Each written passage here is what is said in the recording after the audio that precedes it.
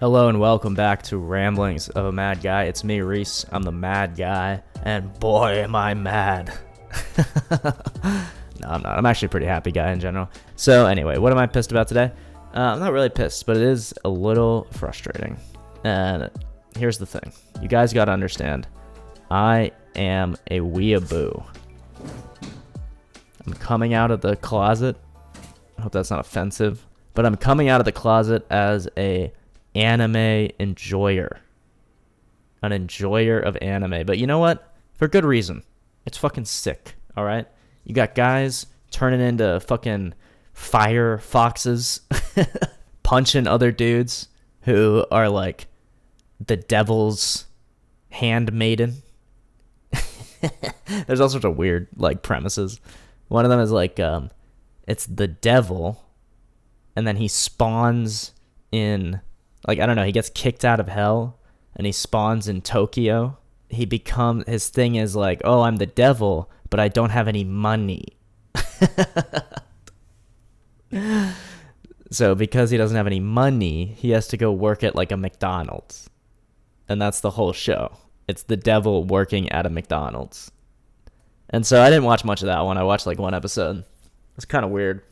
Not really much happening. I more like the ones where it's people beating the shit out of each other with cool moves, right? They also have very archetypal stories, you know? It's very like good guy, bad guy. But this is exactly where my beef is with this. Okay. Anime does this thing where it's like, this is the monolithic hero.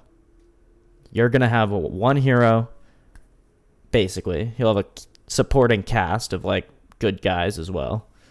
But you have one hero who is basically unimpeachable.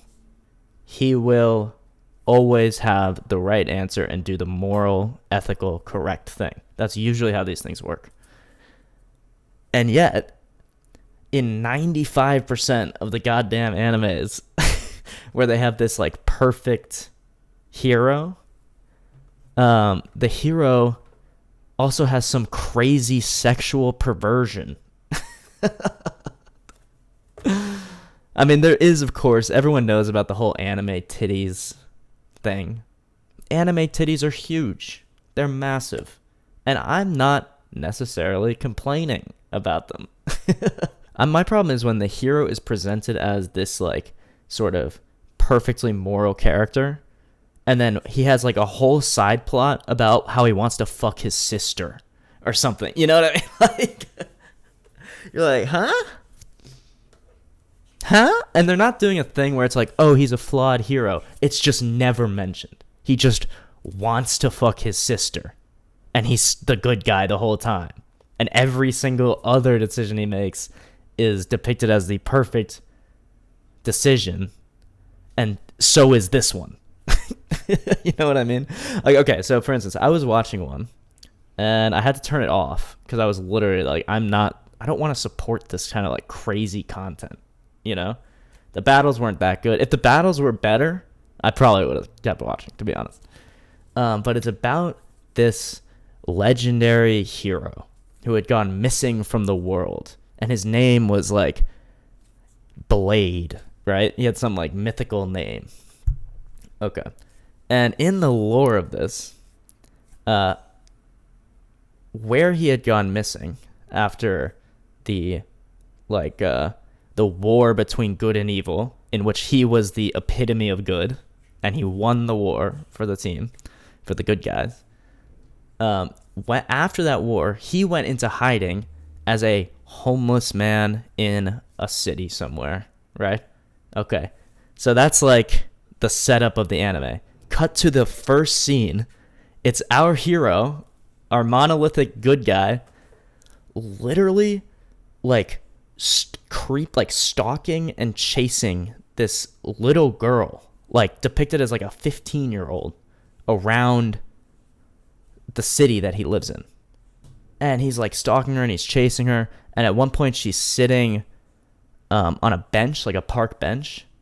And in this world, everybody has a number somewhere on their body to represent how powerful they are. I mean, now the more I talk about this, the lazier this show seems. Instead of having to depict that with any sort of like subtext. They literally print how powerful each person is on the whatever. So he's going around stalking this little girl, and then her number, it turns out, is on the inside of her thigh, like inches from her nether regions. And then our hero, the good guy, our hero, Blade, or whatever the fuck. I'm not going to do the voice. He's like, I must have it. And then he jumps and tries to dive into her pussy. And that's the opening of this show. And then they never correct that behavior. I mean, they sort of do, in the sense that, like, he doesn't get to the little girl. I'm sorry, I don't know what the terms and services. He doesn't get to unalive the little girl's innocence. Fucking YouTube censorship. He doesn't get to unalive the girl's innocence. Is how I'll put that. Because, you know, another giant-titted... I'm not kidding. This is 100% true. Another giant-titted, like, barmaid steps in. Is like, bad. Like, bad, Blade. You know better.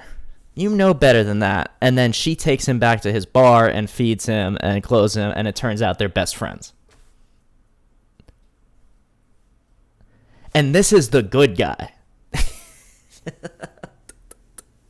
You know, it's actually not a surprise at all, the number of, like, incels that are huge anime nerds. Like, actual weeaboos. Like, I said I was a weeaboo, but I'm talking about actual weeaboos. If your conception of women were based off of animes, you would think, and your conception of, like, sexual dynamics was based off of anime, you would literally think that in order to be like Jesus Christ, like Gandhi or something, this ultimate hero of, like, perfect wisdom and morality, you would be like a poon hound. I mean, it's literally ridiculous. It literally makes no sense. So anyway, the best ones don't do any of that. Like, for instance, Jujutsu Kaisen, now I am a weeaboo again, doesn't do any of that, or at least very little. Like, I don't remember any of that from the plot, and usually it's pretty noticeable. And the good guy doesn't do that at all, like the monolithic good guy. So, you know, there are a few out there for sure. Attack on Titan doesn't do any of that.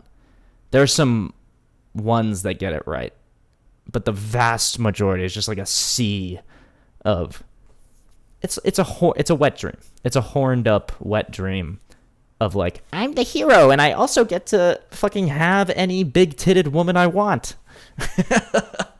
Okay. All right, Japan. Fair enough. Fair enough. No wonder Godzilla came and burned down that hole. Godzilla is the feminist hero that we need. I'm just kidding. Come on. It's funny because, like, in Godzilla universe, their 9/11 was a giant lizard coming out of the ocean and destroying the whole city. That's 9/11 for them. That sucks. Oh, wait, was Godzilla a metaphor for the atomic bomb? I don't know if you can hear my cat, but he's got some ideas about it. Yeah, I think Godzilla might have been a metaphor for the atomic bomb. Isn't that interesting? No is the answer. It's not interesting.